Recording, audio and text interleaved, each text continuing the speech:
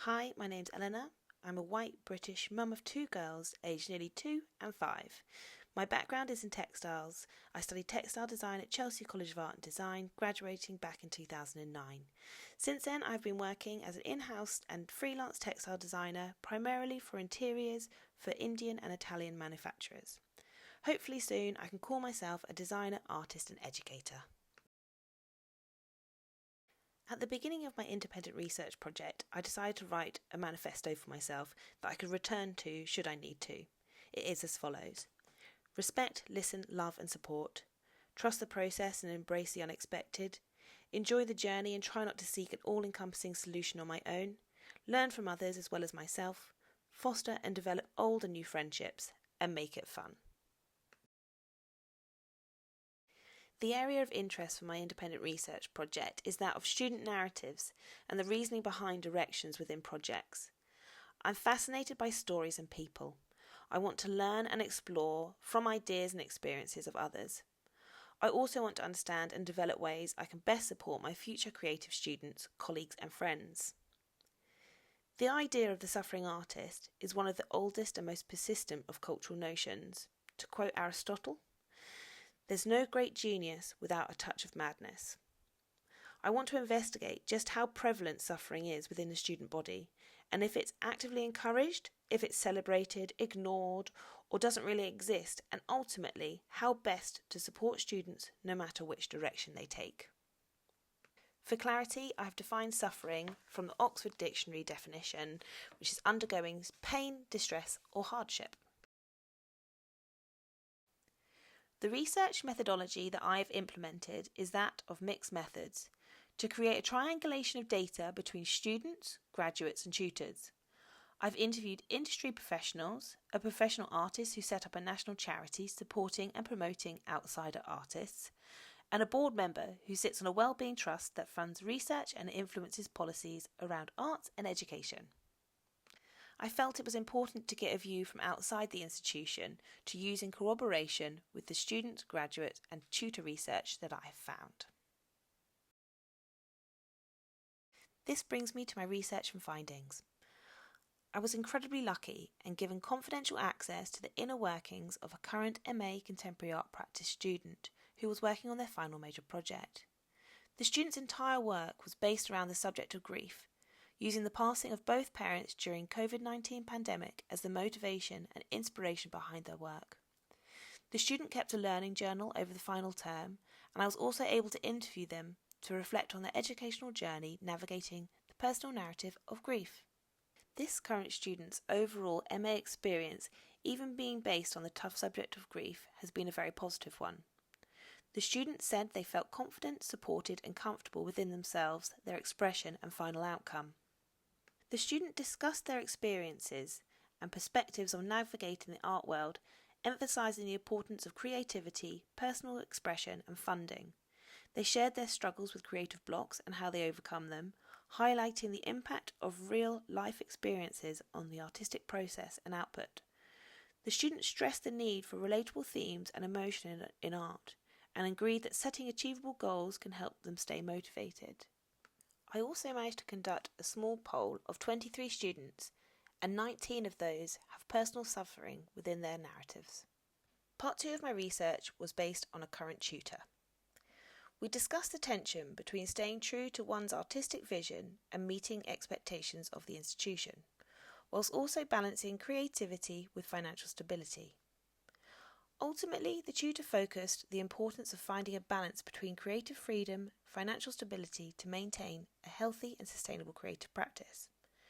The tutor I spoke to is a highly motivated and interesting practicing artist as well as an educator.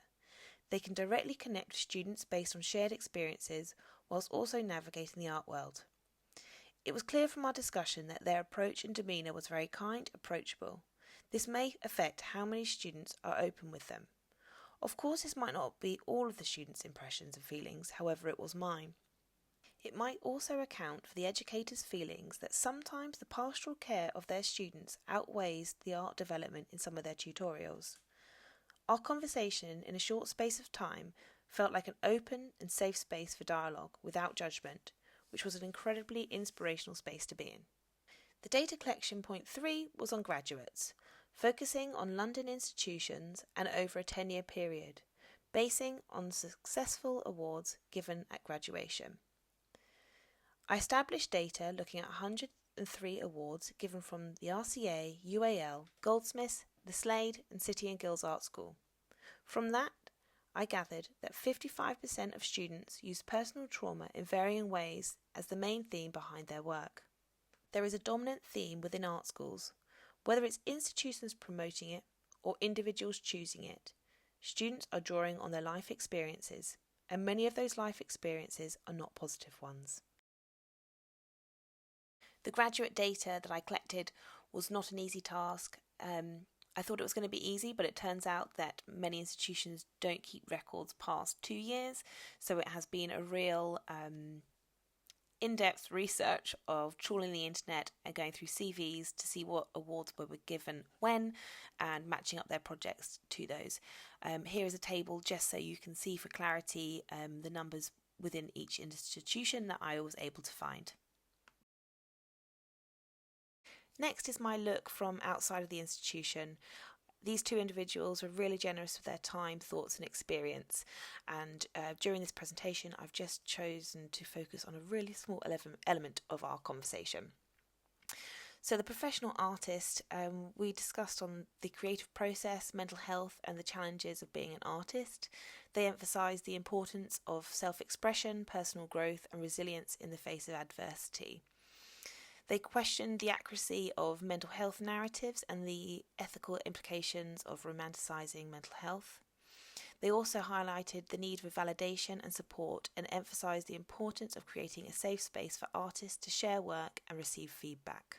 I asked the charity founder to pinpoint a part of their journey that's influenced them going forward, where they mentioned a tutor called Geoffrey Taylor from the Slade that encouraged them to focus on creating from a place of conviction rather than trying to fit a particular mould. The board member from the Educational Wellbeing Trust, our conversation revolved around empathy, recognition and support in addressing social issues through art. And I also asked them the same question to describe a turning point in their journey that's influenced their career, where they described the action learning sets that were introduced by the Arts Council in the 1990s.